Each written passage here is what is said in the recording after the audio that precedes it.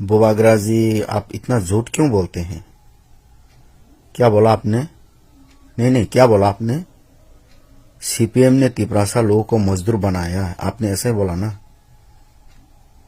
तो मैं भी एक सवाल पूछूं आपसे, आपने तिपरासा को क्या बनाया?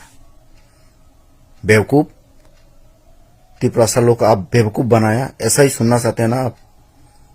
मजदूरी का बात करते हैं, आपके बाप दादाओं ने गांव की हमारी जो बोला तिपरासा है ना, इनोसेंट पीपल जो आप कहते हैं बार बार, उनको ले आते थे और बिना मजदूरी के, बिना पैसे के काम करवाते थे। बड़ा बड़ा जो आपने इतना सारा तालाब देखा है ना, आपकी जो बड़ा बड़ा जो महल बना हुआ है ना, इसमें तिपरासा लोगों का भी एक पसीना है, खून है। बिना पैसे की मजदूरी के, इसको कहते हैं मजदूर।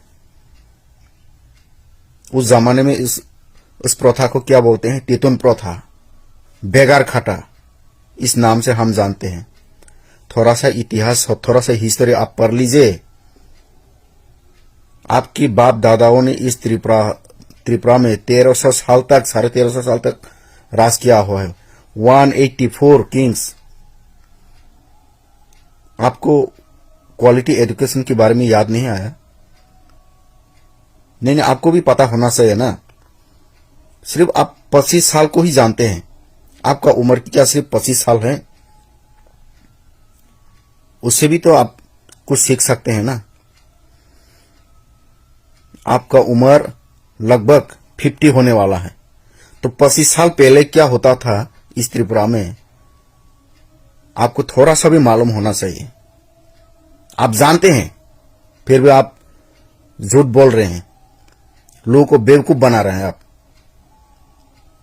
आपकी माता पिता ने राजतंत्र खत्म होने के बाद भी इस त्रिपुरा में शासन किया हुआ है, पॉलिटिक्स में भी रहा हुआ है।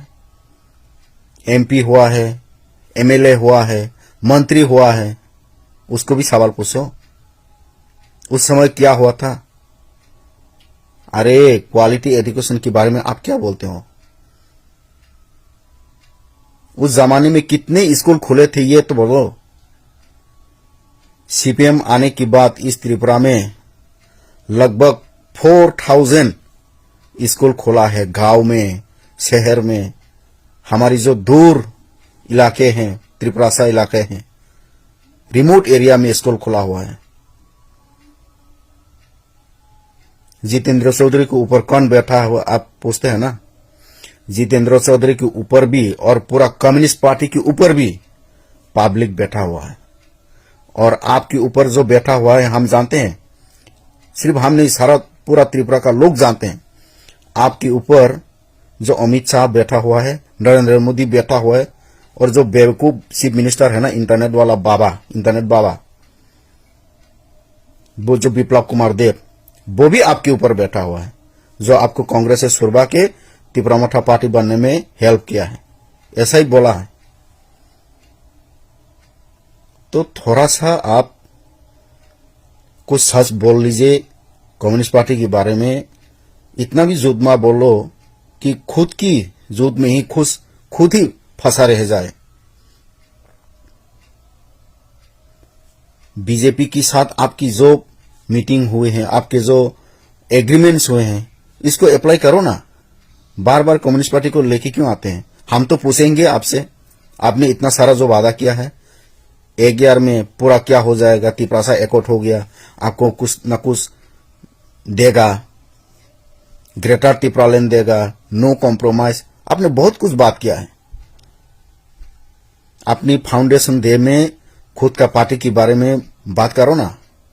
कम्युनिस्ट पार्टी को बीच में क्यों लेके आते हैं? बोलता है